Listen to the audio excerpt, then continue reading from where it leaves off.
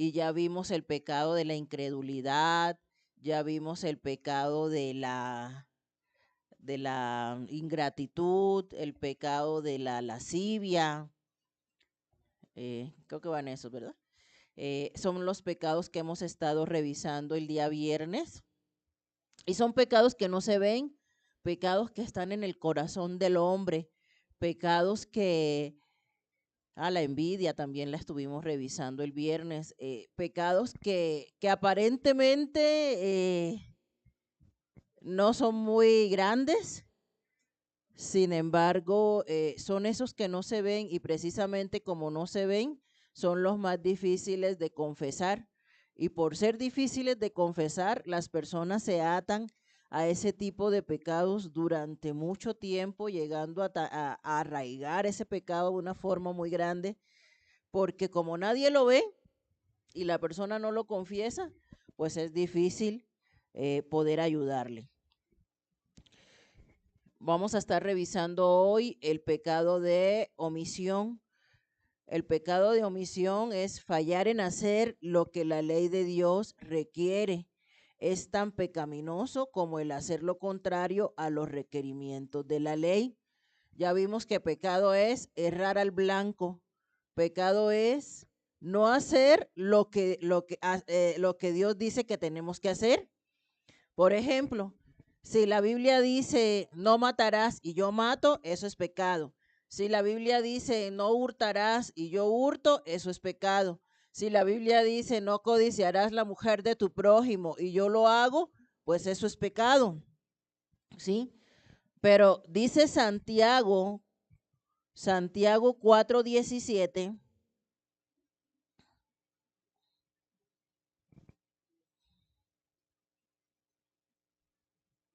Vamos para allá. Dice Santiago 4:17. Y al que sabe hacer lo bueno y no lo hace, le es pecado. ¿Qué ejemplo podemos nosotros dar de alguien que sabe hacer lo bueno y no lo hace? ¿Qué ejemplos pueden ser?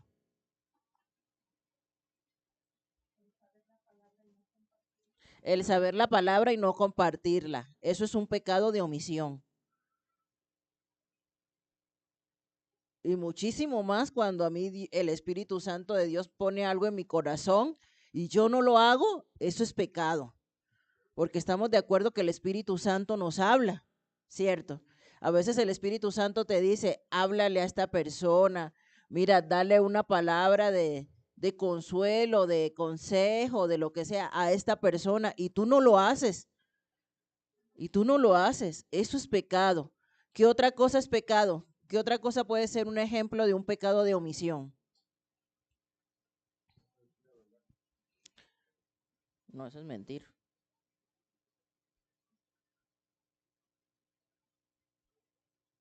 ¿O en qué sentido? Por ejemplo, en el sentido de predicar la palabra, ¿no? En el sentido de predicar la palabra, no la palabra, la Biblia dice y ordena a los siervos a enseñar todo el consejo de la palabra, porque así lo dice Pablo. Si tú, pastor, si tú, predicador, no predicas todo el consejo de la palabra, entonces la sangre de las personas se va a demandar a ti, ¿sí? Entonces, es omisión cuando un pastor, por ejemplo, dice, ay, no voy a predicar sobre adulterio, porque luego los hermanos se me ofenden y se me van. Ay, es que no voy a predicar sobre la fornicación, porque es que luego los hermanos se ofenden y se van de la iglesia, ¿no? Ay, no le voy a decir la verdad a tal persona sobre su condición, porque luego se me ofende y se me va de la iglesia. Eso es pecar por omisión, porque usted sabe que lo que esa persona está haciendo es incorrecto o usted sabe enseñar lo correcto y sin embargo no lo hace. ¿Qué otra cosa? No ayudar a alguien que pudiste haber ayudado, ¿no? Ahorita, por ejemplo, hemos estado pidiendo el apoyo, ¿no? Para estas personas que prácticamente lo perdieron todo. Y usted a lo mejor, y bueno, desafortunadamente,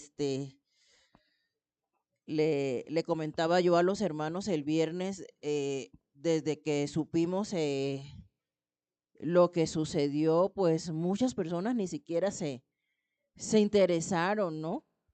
Pues no se nos quita nada en tomar el teléfono, hermano, está bien, este, hay algo en lo que yo le pueda ayudar, hay algo que yo le pueda llevar, ¿no? O sea, simplemente somos indiferentes, indiferentes ante la necesidad ajena, porque miren, todos, nadie puede decir, nadie puede decir en esta vida, yo no tengo nada que dar, porque a lo mejor usted no tiene dinero, pero usted tiene tiempo, porque a lo mejor usted no tiene, para comprar, no sé, un artículo de limpieza, pero tiene una ropita que a su hijo ya no le queda, que puede ser de bendición para una persona que ahorita no tiene nada que ponerse.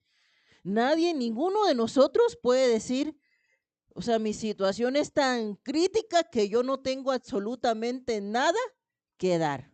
Nadie puede decir eso. Todos tenemos algo que dar, todos, ya sea en recursos, ya sea en tiempo, ya sea en especie, pero todos nosotros tenemos algo que dar, ya sea en tiempo, ¿no?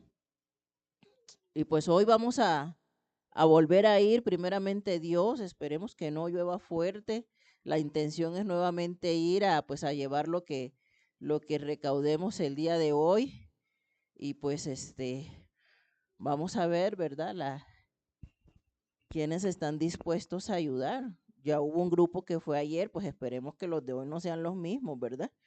Esperemos. Este,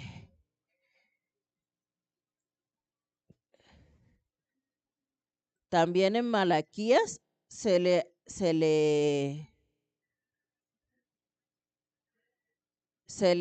acusa a Israel de robar a Dios.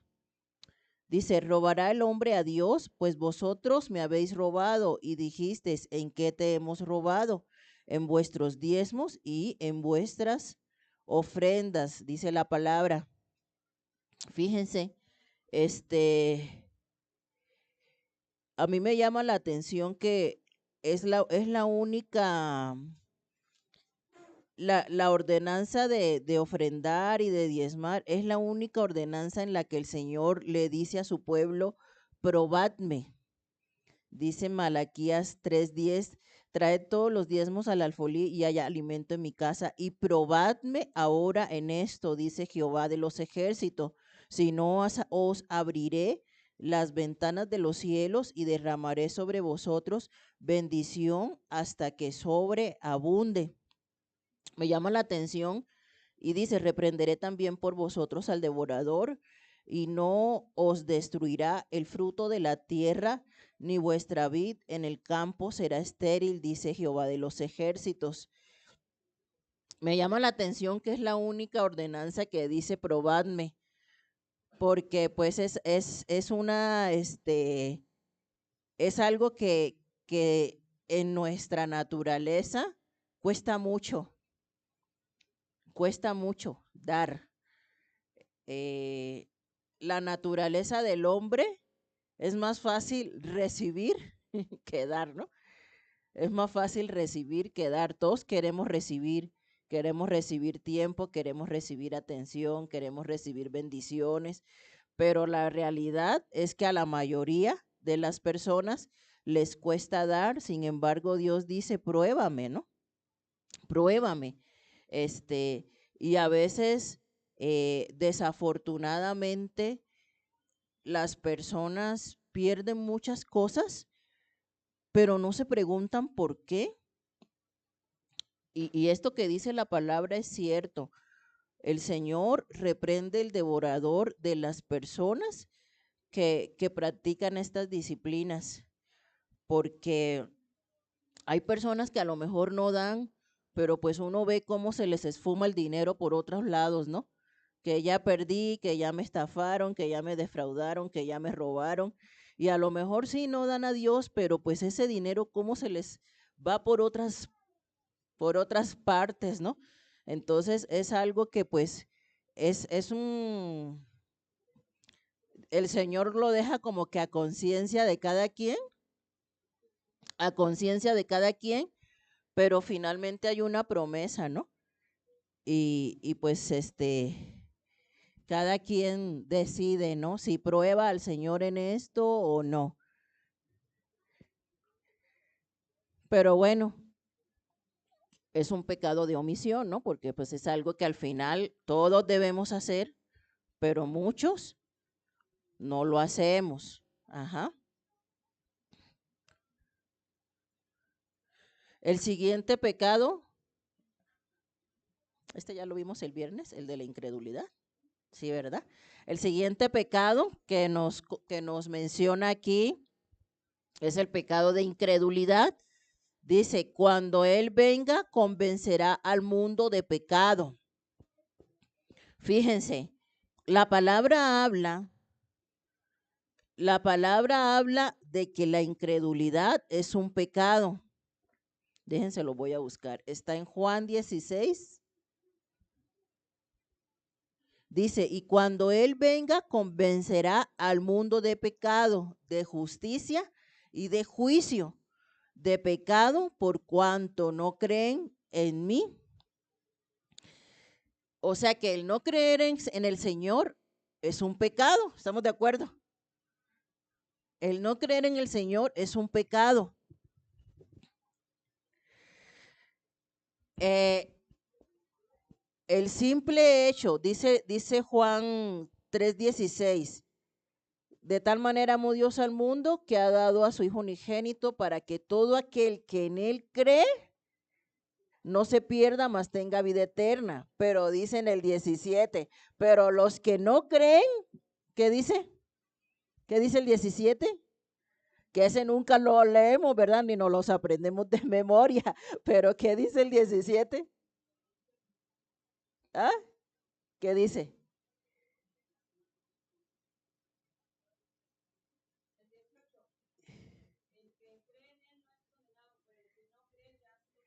El que no cree ya ha sido condenado. O sea que el hecho de no creer, el hecho de tener una vida sin Cristo, pues es un pecado, ¿no? Y es un pecado de incredulidad, porque las personas que no han creído en Jesús es porque simplemente no han considerado su dignidad como hijo de Dios, ¿no? No han considerado que sin Él es imposible, ¿verdad? Poder vivir.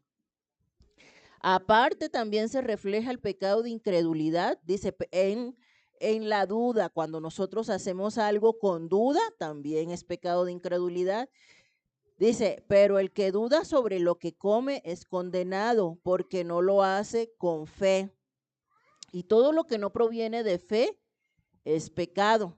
Si usted hace algo y no lo hace con fe, es pecado. O sea, no podemos tener una vida de religiosidad. ¿Por qué usted viene a la iglesia? ¿Usted por qué viene a la iglesia? Respóndame. Ajá.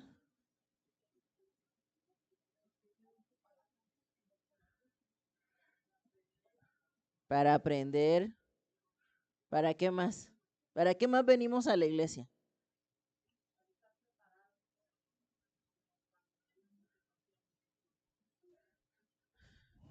Venimos, ¿verdad? Para estar en comunión con Dios, ¿estamos de acuerdo? Y para estar en comunión con nuestros hermanos, ¿sí? Para estar en comunión con Dios, para estar en comunión con nuestros hermanos, para alimentarnos de la palabra de Dios, dice la palabra Nayansi. Pero principalmente, hermanos, la motivación de nuestro corazón tiene que ser, yo vengo a la iglesia porque reconozco que sin Dios no soy nada, que necesito de Dios, ¿cierto? Venimos a la iglesia, ¿por qué? Porque aquí hay palabra de Dios, porque aquí hay presencia de Dios y porque al final en nuestro corazón reconocemos nuestra necesidad de Dios, por eso estamos aquí, por eso no nos quedamos en nuestra casa roncando o viendo una película, estamos aquí porque reconocemos que tenemos necesidad del Señor, amén. Porque si no reconociéramos eso, pues nos hubiéramos quedado en nuestra casa. Nadie nos obliga a venir, o a usted lo obligaron a venir. Nadie nos obliga, ¿cierto? Venimos por voluntad propia porque reconocemos nuestra necesidad de Dios. Pero si yo vengo por religiosidad, si yo en mi corazón, porque cada quien conoce las motivaciones de su corazón, ¿cierto? Si yo en mi corazón digo, ay, tengo que ir al discipulado, porque es que el pastor cómo molesta. Luego dice que no vine, ¿no? Y viene, pero viene de mala gana. ¿Será que eso es agradable al Señor? No, usted está siendo un religioso, ¿sí? Que por fuera hace las cosas, pero su corazón está lejos de Dios. Estamos actuando igual que los fariseos, teniendo una vida religiosa, pero ay, ahorita mismo como quisiera estar en mi cama y estoy refunfuñando porque quiero estar en mi cama. Pues eso no le agrada a Dios, porque usted no está viniendo por fe, usted no está haciendo las cosas por fe. Usted viene, pero usted realmente viene, pero no viene creyendo de que esto que usted está haciendo lo está haciendo porque ama al Señor.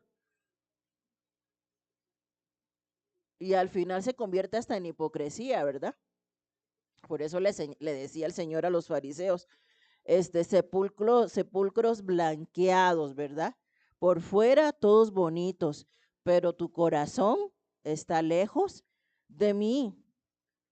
Y así en todo, o sea, nosotros podemos llevar una vida completamente religiosa, pero tener un corazón lleno de incredulidad. Yo puedo orar, ¿sí o no? Y decir, Señor, bendice a mis hermanos. Señor, sana a mi hermano que está enfermo. Señor, sana a mi papá que está enfermo. Pero si yo en mi corazón no estoy creyendo realmente que Dios lo va a hacer, yo simplemente estoy haciendo una oración religiosa. Pero esa oración ni siquiera está pasando del techo, porque Dios conoce mi corazón. ¿Sí o no? Dios conoce mi corazón. Y muchos oramos por orar.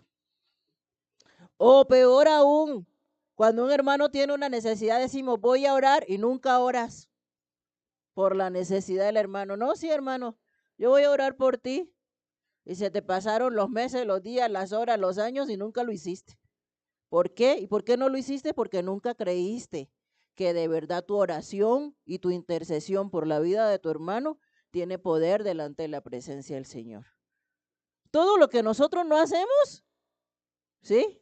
Aparte de ser pecado de omisión, es pecado de incredulidad, porque si nosotros creyéramos en nuestro corazón, sí es cierto, la oración del justo puede mucho, yo lo hago, pero muchas veces no creemos ni siquiera que Dios responde nuestras oraciones. Y la realidad es que el pueblo de Dios vive sumergido en la incredulidad. Y las acciones y sus acciones lo demuestran. Usted no cree que es Dios que le sostiene. Usted no cree que es Dios que le sostiene, perdóneme. Porque si usted creyera que es Dios que le sostiene, no estaría cada rato cambiando a Dios por su trabajo.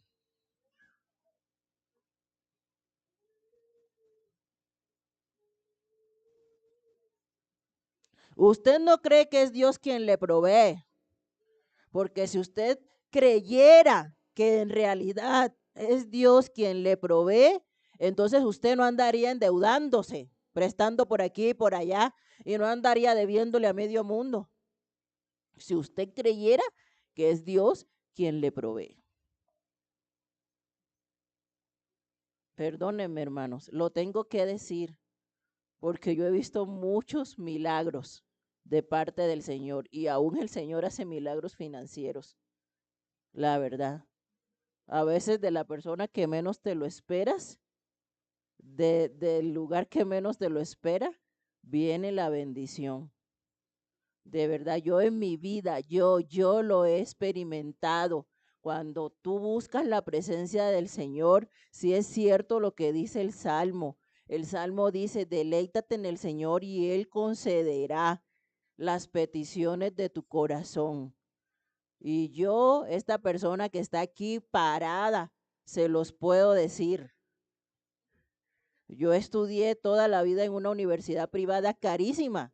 Hice una maestría en una universidad carísima y no porque mis papás sean ricos, porque a mi mamá ustedes la conocen, es una señora humilde que ni siquiera tiene estudios. ¿Por qué? Porque Dios me abrió las puertas y yo siempre estudié becada. Y por eso yo lo puedo decir, Dios sí hace milagros, Dios sí bendice a sus hijos, Dios sí bendice a quien lo busca, Dios sí provee porque yo lo he vivido y no te da cualquier cosita y no te da cualquier migaja, no te da cualquier cosa Dios. Pero cuando tú, ¿qué? Vives la palabra. Porque por otro lado te puedo decir que jamás, a pesar de estudiar una carrera tan difícil y de tanto compromiso como la medicina, jamás he dejado de servirle al Señor, ni por mis estudios, ni por mi trabajo. Y se los puedo decir, y principalmente a ustedes jóvenes, se los puedo decir. Yo desde los 20 años predico.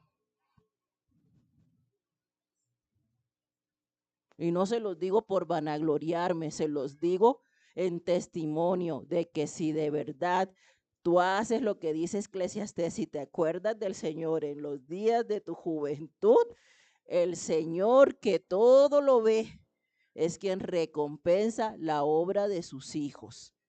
Yo te lo puedo decir de verdad. Yo te lo puedo decir con mi propia vida, porque lo he vivido, porque nadie me lo ha contado y he visto las bendiciones de Dios. Pero también sé lo que es desvelarme estudiando, también sé lo que es desvelarme en un turno, en un hospital y al día siguiente estar a las 8 de la mañana en el servicio. Y no andarme quejando por todo. Pero tú tienes que darle la prioridad al Señor, porque si no, tú vas a vivir en una incredulidad pensando que si por tus propias fuerzas no tienes las cosas, nunca las vas a tener. Vas a vivir toda la vida en una incredulidad. Si tú no le das la prioridad a Dios y si tú no te esfuerzas por el Señor, toda la vida vas a vivir matándote trabajando. Toda la vida te vas a matar trabajando para tener unas buenas vacaciones, para tener lo que tú anheles, sea material, sea espiritual, sea lo que sea. Vas a matarte trabajando porque no crees que quien te provee es Dios. Y Dios es hermano, yo les puedo contar tantas cosas de verdad, de verdad, de verdad, de verdad.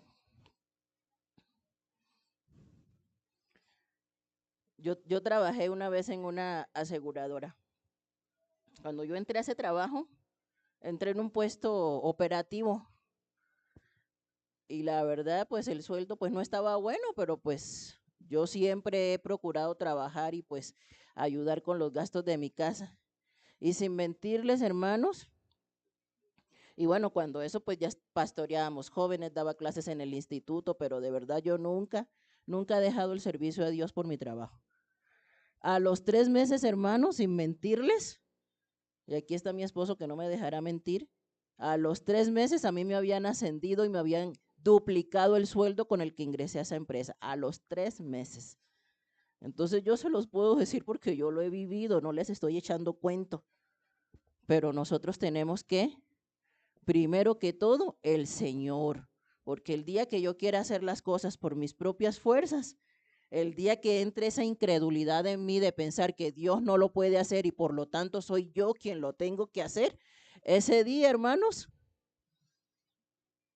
las ventanas de los cielos se cierran y el Señor te va a decir, ah, bueno, ¿no crees que yo lo puedo hacer? Pues hágalo usted, mijita, chambele, chambele, chambele. Y chúpele las medias a su jefe, chúpeselas a su jefe, para que su jefe le ascienda, para que su jefe la mire bonito, para que su jefe...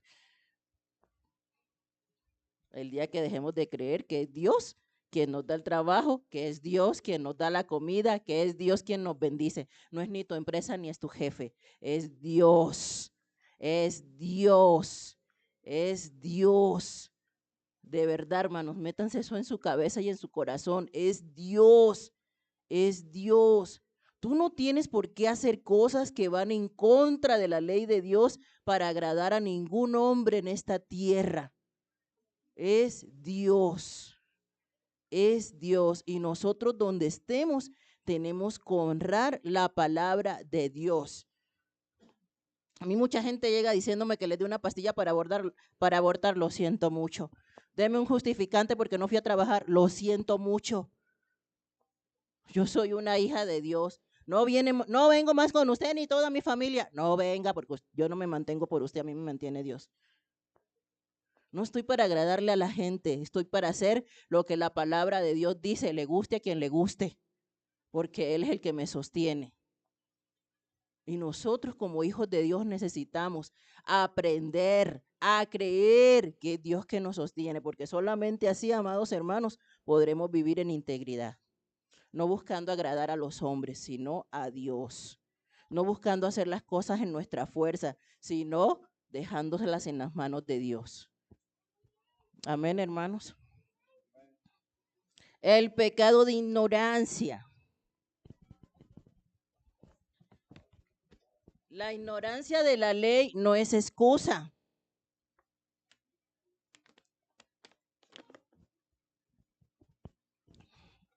La ley levítica daba instrucciones específicas en cuanto al tipo de ofrenda que un hombre debía traer al sacerdote si era culpable de un pecado por ignorancia.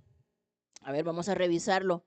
Hermano Polo, búsqueme números 15, 27 al 28, por favor. Hermana Lulú, Levítico 5, 17. Dulce, Lucas 12, 47 al 48. ¿Ustedes creen que el día que el Señor venga, alguien podrá decir, ay, Señor, es que yo maté a mi hermano porque yo no sabía que matar era malo? ¿Ustedes creen que eso será válido? Ay, Señor, yo le robé a mi vecino, pero eso fue por ignorancia, porque yo no sabía que robar era malo. ¿Será que eso será válido? ¿Por qué no? Vamos a suponer que es una persona que nunca en su vida se le ha predicado. Vamos a suponer, ¿no? Que es una persona que jamás en la vida se le ha predicado, que no conoce a Cristo, que no conoce la palabra, ¿no? Y esa persona va y roba. ¿Es pecado o no es pecado? Pero si no sabía.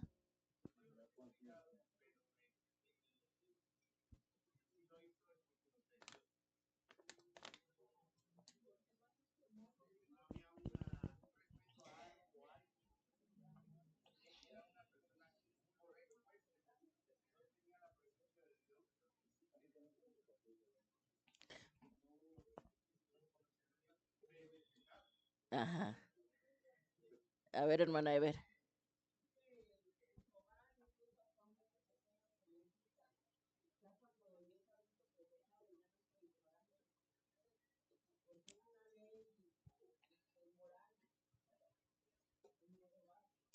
Sí, de hecho en Romanos dice, ¿verdad? Que muchos serán juzgados por sus conciencias. Porque aunque tú no conozcas la palabra, pues sí tienes una conciencia que te dice lo que es bueno y lo que es malo, ¿no? Hay leyes inclusive sociales, morales, legales, ¿no? Que te dicen lo que es bueno y lo que es malo, independientemente de que conozcas o no conozcas de Dios, ¿no? Entonces, finalmente, hermanos, nadie va a tener como excusa la ignorancia.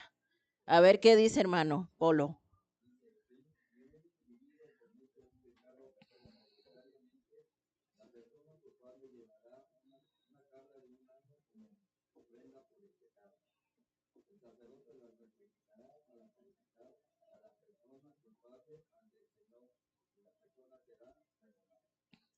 Imagínense, ahí dicen números, un pecado involuntariamente, ¿no?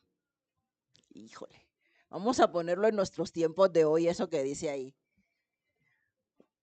Y esto lo acabo de ver, ¿eh? Le pasó a una persona. Una persona está aprendiendo a manejar y ¡pum! Se lleva a una persona. ¿Ustedes qué creen? ¿Que esa persona se la lleva al Ministerio Público o no se la lleva? Sí se la lleva. Sí se la lleva, ¿eh? No es excusa de que digan, es que yo no sabía manejar, yo apenas estoy aprendiendo.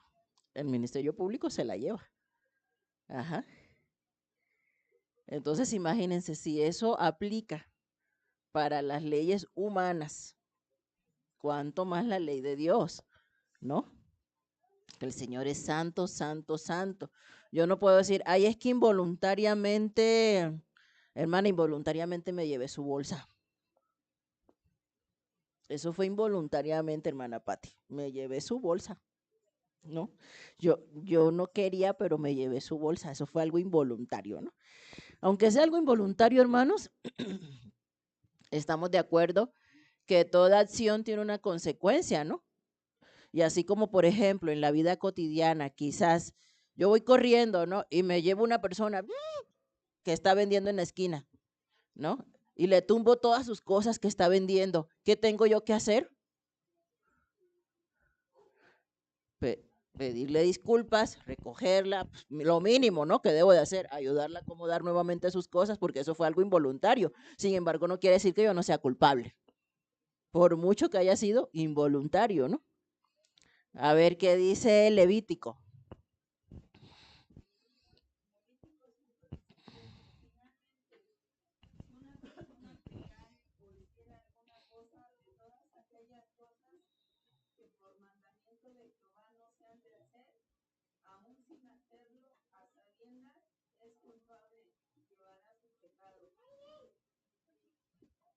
Ujú. Aún haciéndolo, pues aunque no sepa, ¿verdad? Que eso va en contra de la ley de Dios, es culpable de pecado. Entonces, la ignorancia, amados hermanos, no es excusa. Ahora, yo les hago una pregunta como pueblo de Dios. Si una persona es culpable no sabiendo, por ignorancia, ¿cuánto más nosotros que sí sabemos?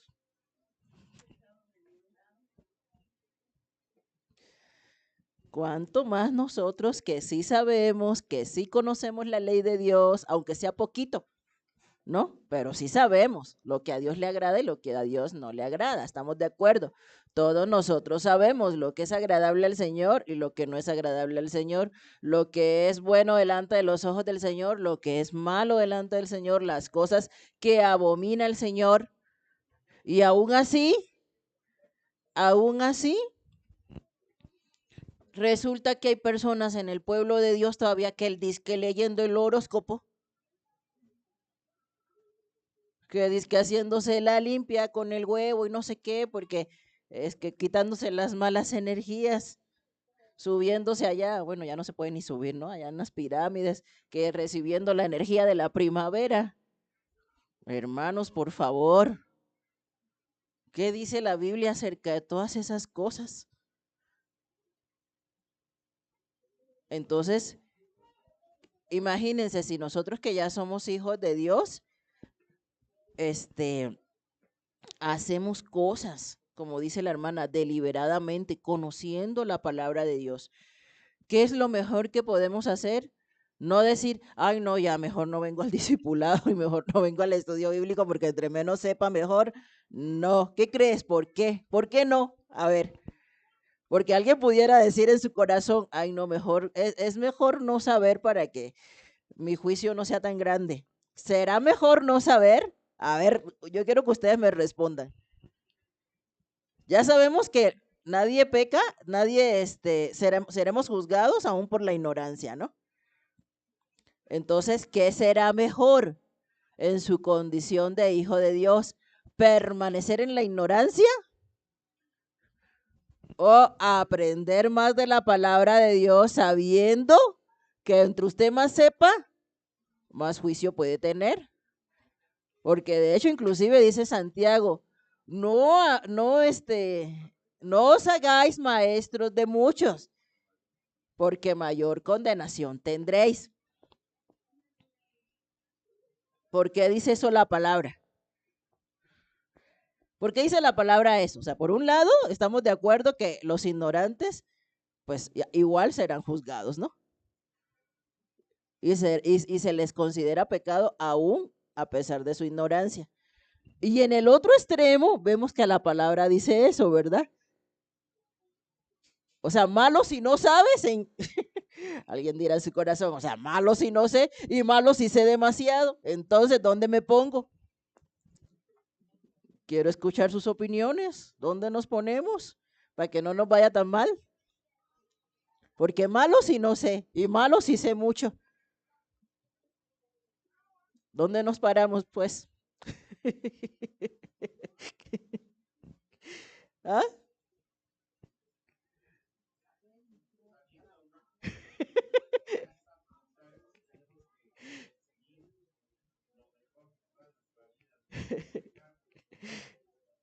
¿Ah?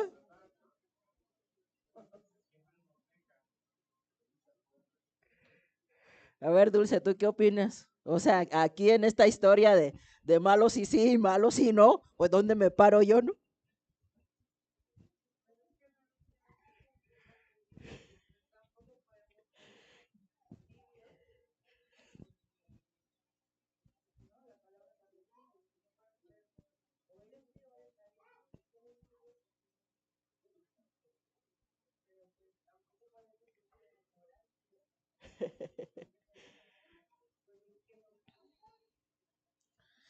Ajá. Pero si aprendes mucho, bueno, y tú que das clases a los niños, que dice la palabra, ¿no? No os hagáis maestros de muchos porque, y eso entra todo, ¿no? Todos los que enseñan, porque al final los niños también son ovejas, también son hijos de Dios, son sus corderitos del Señor. Entonces, ¿qué hacemos? Dice, ay, caray, eso sí no lo había pensado. Eso sí no lo había visto de esa manera, ¿no? Sí, entonces, amados hermanos, eh, ciertamente nosotros, como hijos del Señor, sí necesitamos aprender las escrituras. De hecho, hermanos, nadie se va a excusar como lo hizo Adán. ¿Por qué? Porque la palabra enseña escudriñar las escrituras, porque en ellas está la vida, ¿no? Y en muchas, a lo largo de las escrituras nos enseña que es nuestra responsabilidad aprender las escrituras, ¿estamos de acuerdo? Independientemente de la responsabilidad del pastor de enseñarte, tú tienes la obligación de escudriñar las escrituras, porque eso es un mandato para todos, amén. Y entonces si nosotros no lo hacemos, nosotros no podemos llegar delante del Señor y hacer como Adán y decir, ay, es que la mujer que tú me diste, no, no podemos hacer así, ¿verdad? Y decirle al Señor, ay, es que el pastor que tú me diste nunca me enseñó, nunca, ¿qué crees que el pastor nunca me habló de este tema, Señor? Nunca. A esa clase yo no fui, ¿no? A esa clase yo no fui, pues déjame decirte que haya sido o no haya sido, de todas maneras vas a ser juzgado. ¿Por qué? Porque es tu obligación, independientemente de que sea mi obligación como maestro o como pastor enseñarte, si tú no vienes, es tu obligación escudriñar las escrituras. Ajá, porque ahí ya yo estoy haciendo lo que dice la palabra, ¿no? Yo estoy enseñando, si tú no vienes es tu problema, pero yo estoy enseñando, ¿no? Entonces, todos nosotros tenemos la obligación de escudriñar las escrituras y aprender lo que Dios demanda de nosotros. Amén. Y vivirlo. Y si no lo vivimos, pues constantemente Dios nos está hablando, porque siempre que venimos a la iglesia el Señor nos habla. Amén. Si usted lee la palabra, el Señor le habla. Si usted ora, el Señor le habla. Siempre, todo el tiempo el Señor está hablando. Y nosotros tenemos que actuar en función de lo que el Señor nos está hablando. Amén. Lucas 12, ¿qué dice? 47, 48. Ya vamos a acabar.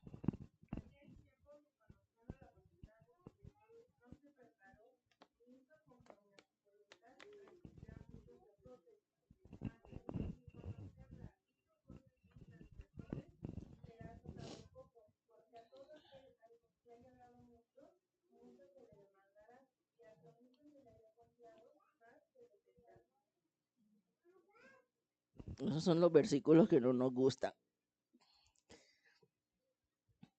Dice, aquel siervo, ¿cómo dice Dulce?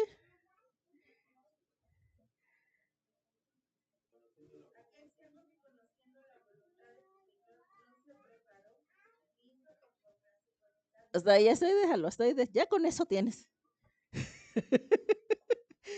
Aquel siervo que conociendo la voluntad de su Señor, no sé qué, no se preparó.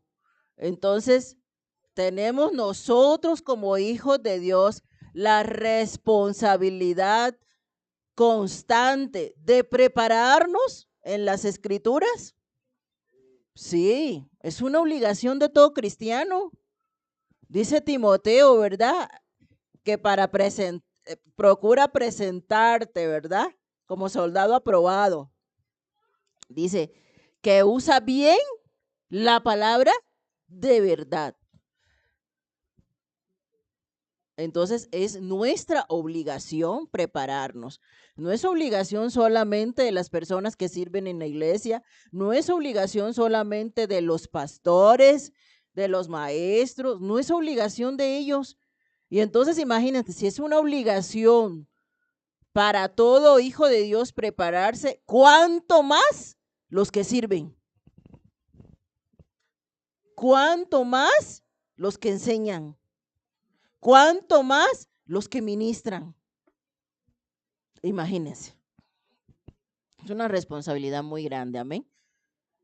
Y es una responsabilidad de todos, de todos. Y no solamente prepararse, porque inclusive dice la palabra en Colosenses que todos tenemos la responsabilidad de enseñar a otros.